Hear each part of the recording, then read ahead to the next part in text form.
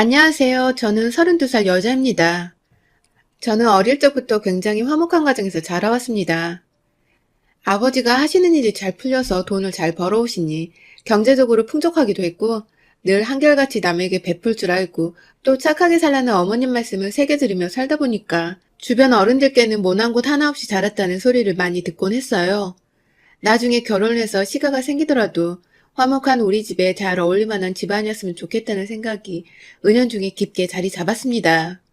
모나거나 삐뚤어지지 않은 채 밥 한 끼를 먹더라도 서로 기분 좋게 농담을 건넬 줄 알고 배려해주고 먼저 생각해주는 시댁이길 바랬어요.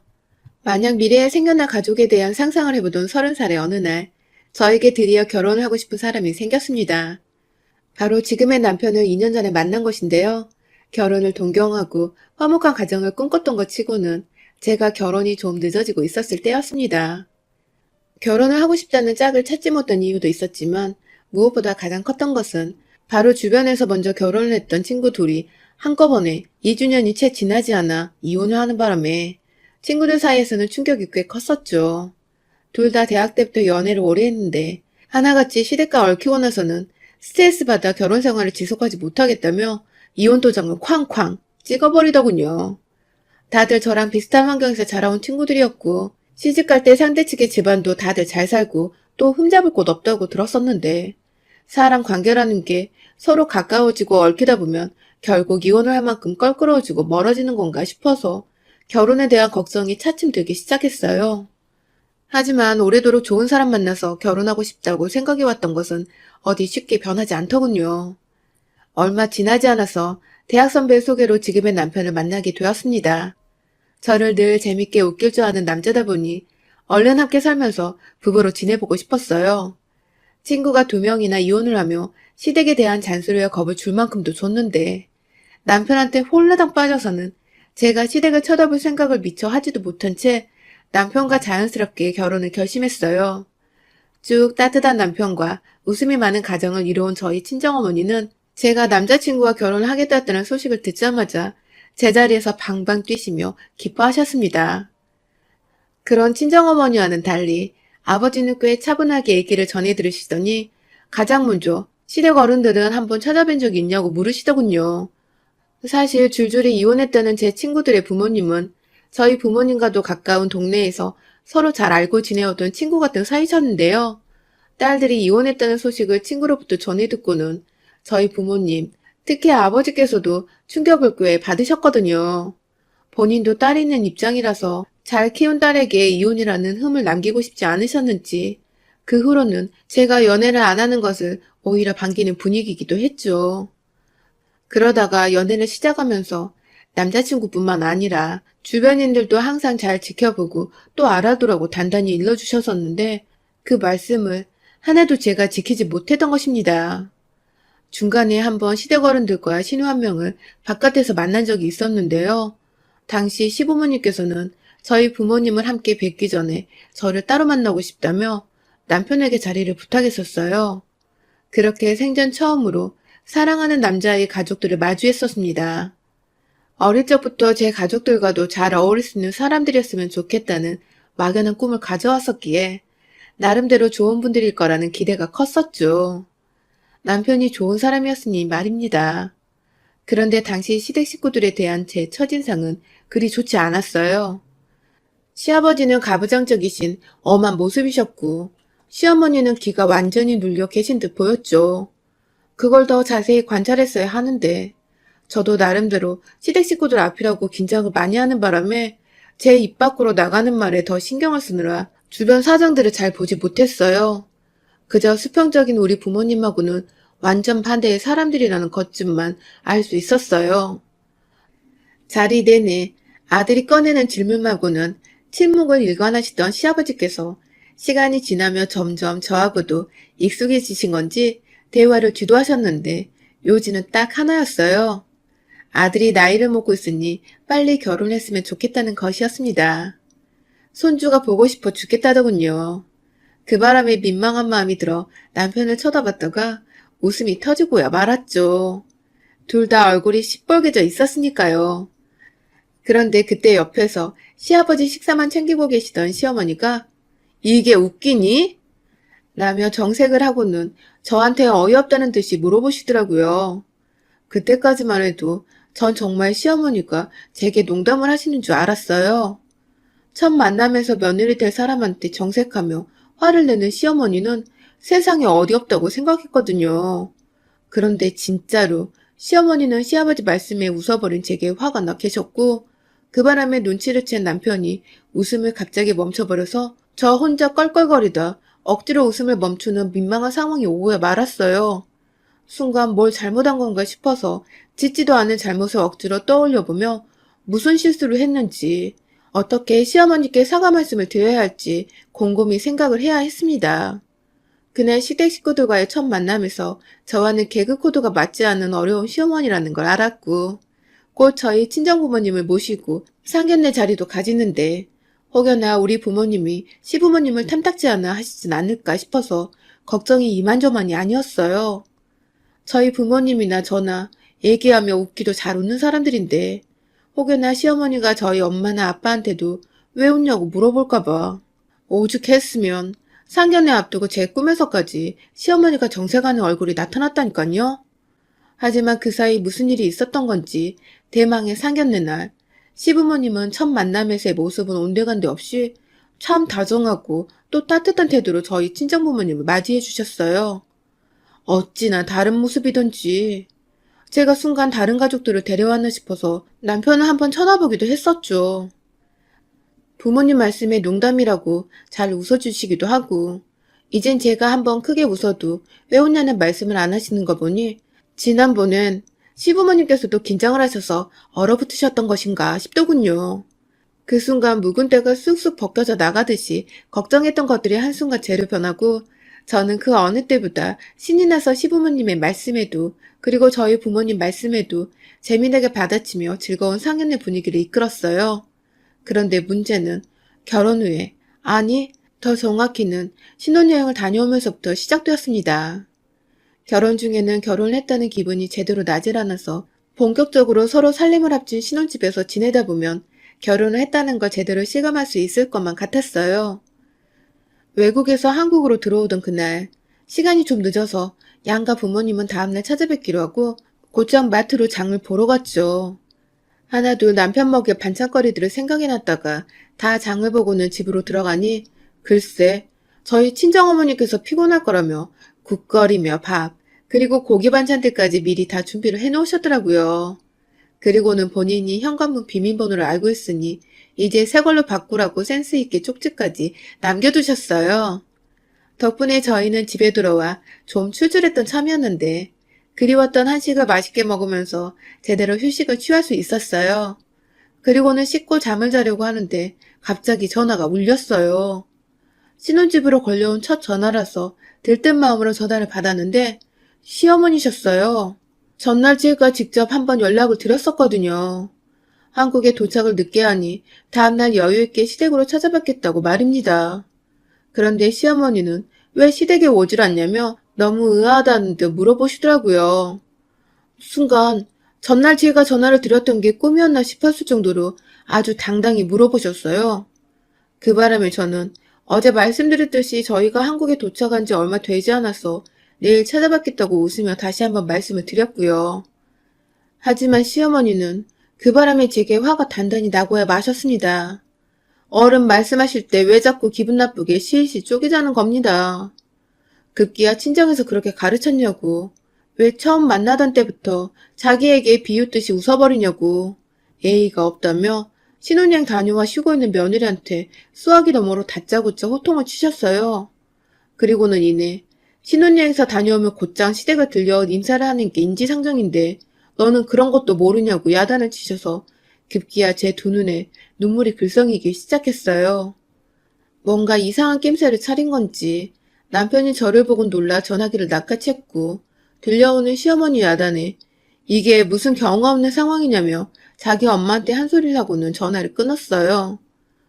하지만 무슨 죽을 죄를 졌다고 사람을 울리냐며 남편이 화를 내는 바람에 저는 중간에서 졸지에 남편 앞에서 울어버릴 꼴이 되었고 저 웃는 걸 싫어하시는 시어머니께 우는 꼴까지 보이며 골치 아픈 며느리가 된 기분이었죠. 다음날 인사를 드리러 가야 하는데 앞이 깜깜했습니다. 그리고는 다음날 전날 저녁 차려주신 것에 감사하다며 친정에 먼저 들리려는 남편을 뜯어말려 시댁으로 향했어요. 웃지 않고 고분고분한 며느리처럼 굴어야겠다고 마음 다잡고는 시댁으로 가니 시아버지는 억지로라도 반가운 내색을 하려 하시는데 시어머니는 완냐는 말을 툭 던지시곤 부엌안에서 요리 준비를 하신다고 분주하시더라고요. 여행에서 사온 선물을 나눠드리느라 거실에 앉아 시아버님 거, 시누이 거 하나씩 전해드리고 있는데 부엌에서 시어머니가 부르셨어요. 선물은 알아서 뜯어볼 테니 들어와서 일을 도우라고 말입니다. 순간 기껏 선물을 나눠주고 있는데 알아서 뜯어볼 거라고 일이나 도우라는 시어머님 말씀이 벅 기분 나빴지만 참고 아닌 척하며 부엌으로 들어갔어요. 그 바람에 옆에서 듣고 있던 남편도 저를 따라 부엌으로 들어왔고요. 그러자 시어머니는 넌 왜 들어오냐며 자기 아들은 밖으로 내보내려고 하시더라고요. 이 집에 손님이 있다면 그건 엄연히 새며느리인 저인데 일 도우는 건 아들이 아니라 며느리를 부르는 거 보니 진짜로 결혼을 하고 시댁 식구가 생겼다는 것이 체감이 되더라고요. 좀 따뜻하고 배려할 줄 아는 시댁이었으면 좋았을 텐데 싶어서 속상한 마음이 내심 컸었답니다. 그렇게 어머님이 차리신 반찬들을 식탁에 놓고 국거리들도 개별 그릇에 담아놓고 마지막으로 밥 공기에 밥을 채우려고 하는데 시어머님이 저를 말리셨어요. 그건 본인이 하시겠다고 말입니다. 알겠다고 하고는 거실에 있는 식구들을 불러 모아 자리에 앉혔습니다. 저도 남편 옆에 조용히 서 있다가 시어머님이 나눠주시는 밥 공기를 받아서 식탁에 놓으려고 준비를 하고 있었는데 시어머니가 하나씩 다 자기 손으로 전달을 하시는 바람에 전 딱히 도와드릴 게 없었어요. 그리고 마지막으로 제 밥 공기를 전달해 주셨습니다. 그런데 밥을 받아드는 순간 느낌이 쎄하더군요. 다른 식구들 밥에서는 김이 모락모락 피어나는데 제 밥에서는 김은커녕 온기 하나 느껴지지 않더라고요. 아직 눈치를 못 챈 다른 식구들은 그저 잘 먹겠다고 수저를 들고 인사하기 시작했지만 저는 이게 무슨 일인가 싶어서 한동안 밥을 못 먹겠더라고요. 그제서야 제 눈엔 전날 지어놓은 남은 밥이 든 밥솥 하나와 갓 밥을 지어내는 새밥이 담긴 밥솥 하나, 총 2개의 밥솥이 부엌에 있는 걸 발견했습니다. 그리고 알아챘어요. 본인 밥그릇도 새밥으로 채워놓은 시어머니가 제게는 일부러 찬밥을 주신 거란걸요. 그 민망하고 서러운 순간은 남편에게조차 보이기 싫어서 급한 마음으로 밥 한 공기를 뚝딱 해치웠습니다. 일부러 반찬들을 밥 위에 올려놓고 국물로 밥을 섞어놓고서는 아무도 눈치채지 못하게 했죠. 그런 제 마음을 아는지 모르시는지 시어머니는 그새 제게 밥 한 공기 더 먹겠냐고 물어보시더군요. 누굴 약 올리려고 한장이나 싶었습니다. 그 후로는 저는 시댁에 가면 늘 차갑게 식어버린 밥 한 공기를 얻어먹었습니다. 단 한 번도 김이 모락모락 나는 밥을 받아본 적이 없어요. 언제나 저희 부부를 집으로 부르실 땐 전날 먹다 남은 밥이 든 밥솥을 함께 준비해 놓으셨고 어김없이 다른 일거리들을 다 제게 맡겨놓으시곤 밥공기 퍼서 나르는 건 시어머니 몫이었어요. 그럼 저는 또 반찬이며 국이며 밥 위에 황급히 올려놓고는 다른 식구들처럼 태연하게 새밥인 마냥 먹었고요. 왜 그렇게까지 해야 하나 싶었지만 결혼을 하고 1년도 안 된 새댁이라 시어머니가 어렵고 무섭기도 했고 또 무엇보다 와이프가 찬밥을 받아먹는 걸 본 남편이 얼마나 불같이 화를 낼지도 그래서 제가 또 민망해질지도 잘 알았기에 그냥 모른 척 넘어가는 게 낫다고 판단을 했습니다. 시댁에 자주 가는 게 아니니까 어쩌다 이렇게 모일 때는 찬밥 먹는 날이라고 씁쓸한 웃음을 지으며 시댁을 방문했죠. 그렇게 어느덧 결혼한 지 1년이 다 되어가고 있었어요. 주말을 마저 쉬려고 하는데 시댁에서 연락이 왔습니다. 보통 핸드폰이 아니라 집으로 전화가 오면 100이면 100, 저희 시어머니셨는데요. 결혼 1주년이 다 와가는데 기념으로 시댁에서 밥을 먹자며 연락을 하셨더라고요. 저는 당연히 싫었습니다. 보나마나 또 찬밥을 주실 텐데 혼자 서러움에 눈물을 삼키는 꼴을 웬만하면 피하고 싶었으니까요. 그래서 저도 모르게 어제 야근을 하고 와서 몸이 피곤하다고 거짓말을 했는데 그걸 뒤에서 남편이 듣고야 말았어요. 사실 저 어제 반차 쓰고 일찍 집에 와서 불금이라고 내내 놀았거든요. 그 바람에 남편은 저한테 좀 실망한 눈치였고 하는 수 없이 말을 정정해서 찾아뵙겠다고 하고는 연락을 끊었어요. 시댁에 가니 정말로 진수성찬으로 가득했어요. 남편이 좋아하는 육회에 각종 전이며 얼큰한 소고기 뭇국에 진짜로 제가 좋아하는 음식들까지 수두룩했죠.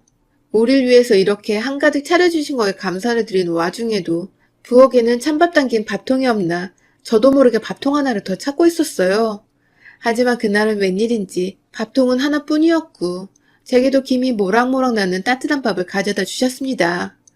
순간 온기가 느껴지는 밥그릇에 정말 눈물이 핑 돌았어요. 결혼 1주년이 되어 드디어 나를 가족으로 며느리로 인정을 해주시는 건가 싶었거든요. 하지만 그런 제 예상은 곧 적나라하게 빗나가고 말았어요.